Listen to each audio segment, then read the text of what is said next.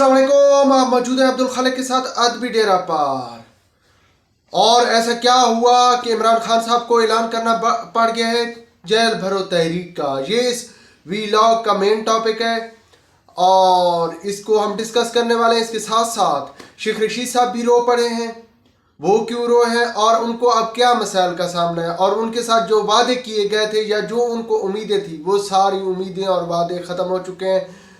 वो भी आपके साथ शेयर करेंगे। और इसके साथ साथ आपके साथ हम एक और अहम बात कि जनाब इमरान खान के साथ साथ बहुत सारे लोगों के साथ हो गया है हाथ, वो क्या मामला है इस वीलॉग का हिस्सा है। ये सब जानने के लिए वीलॉग के एंड तक जुड़े रहिएगा। और अगर आपने अभी तक यूट्यूब चैनल अदबी डेरा को सब्सक्राइब नहीं किया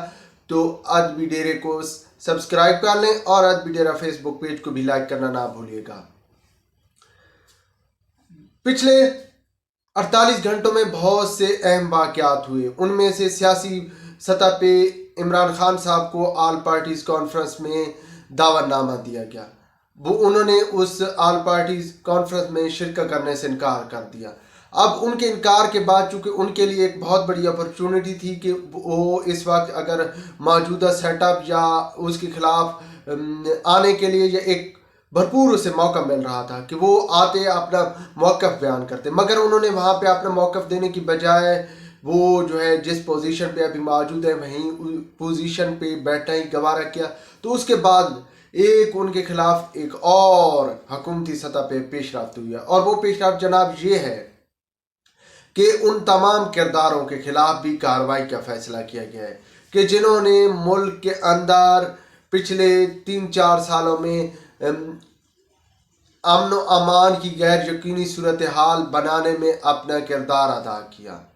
और इसके साथ साथ वो तमाम किरदार जो कि अभी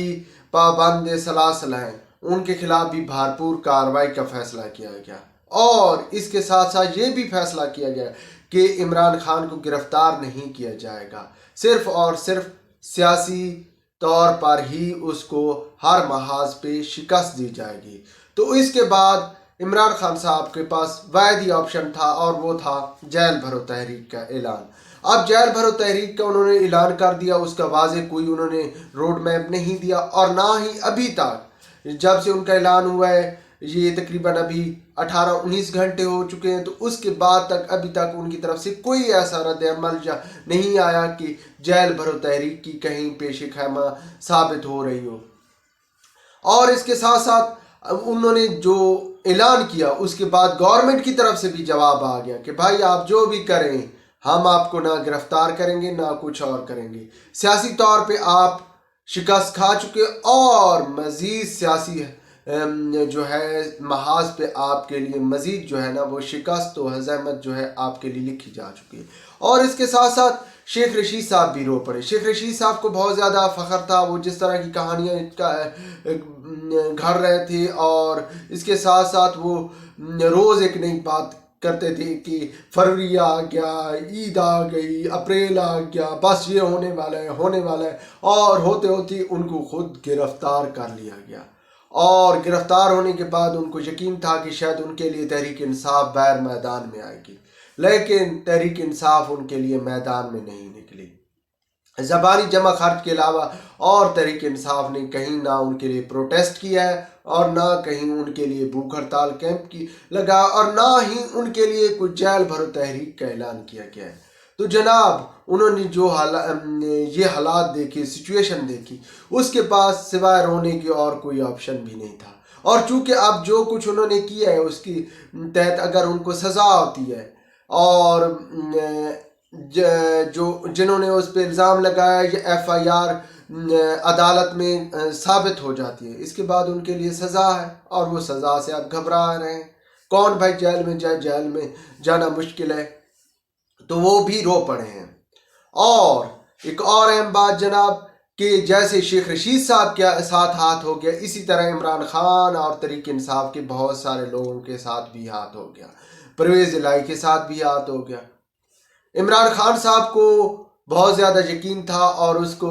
جب جنرل باجوہ موجود تھے اس کی بیک پہ اس کو سب کچھ ملا ہوا تھا، تھپکی ملی ہوئی تھی، ہم آپ کے ساتھ ہیں، ہم آپ کے ساتھ ہیں، بس ہم اندرونی طور پہ آپ کے ساتھ ہیں۔ اور کہیں نہ کہیں معاملات ایسے بھی آئے ان کے بالکل ایسے لگتا تھا، ہمارے پٹواری بھائی بہت پریشان ہو جاتے تھے کہ ہمارے ساتھ ہاتھ ہو گیا،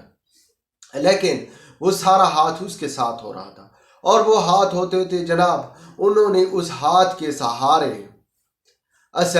پہلے قومی اسمبلی سے باہر نکل آئے، پھر قومی اسمبلی سے باہر نکلنے کے بعد ریزائن کر دیا، ریزائن کرنے کے بعد انہوں نے جو ہے وہ اپنی صوبائی اسمبلیوں میں اپنی تحلیل کر دی، اسمبلی اپنی حکومت اپنے ہاتھوں سے ہی ختم کر دی۔ اس کے بعد انہوں نے جناب پھر جو ہے وہ الیکشن کے اعلان کے لیے بھاگ دوڑ شروع کر دی۔ تو جناب جب انہیں یہ سب معلوم ہوا کہ یہ تو کوئی ہمیں صرف حکومت سے نکالنے کے لیے ہمارے ساتھ ہاتھ ہو رہا تھا، اور یہی ہاتھ ہوا، اسی طرح پرویز الہی کے ساتھ بھی ہاتھ ہو گیا، اس کو بھی یقین دلایا جا رہا تھا کہ جناب آپ ہی ہمارے لیے سب کچھ ہے، کاف لیگ آپ ہی کی ہے، اور آپ کو اینڈ ٹائم پہ اس کو اعتماد کا ووٹ دلایا گیا۔ اعتماد کے ووٹ کے بعد اسے نے اسمبلیاں تحلیل کر دیں، اس ہاتھ کی طاقت قوت دیکھ کر اسمبلیاں تحلیل کرنے کے بعد اب ان کے ساتھ بھی ہاتھ ہو گیا۔ تو بھائی یہ ان کے ساتھ بہت بڑا ہاتھ ہو گیا،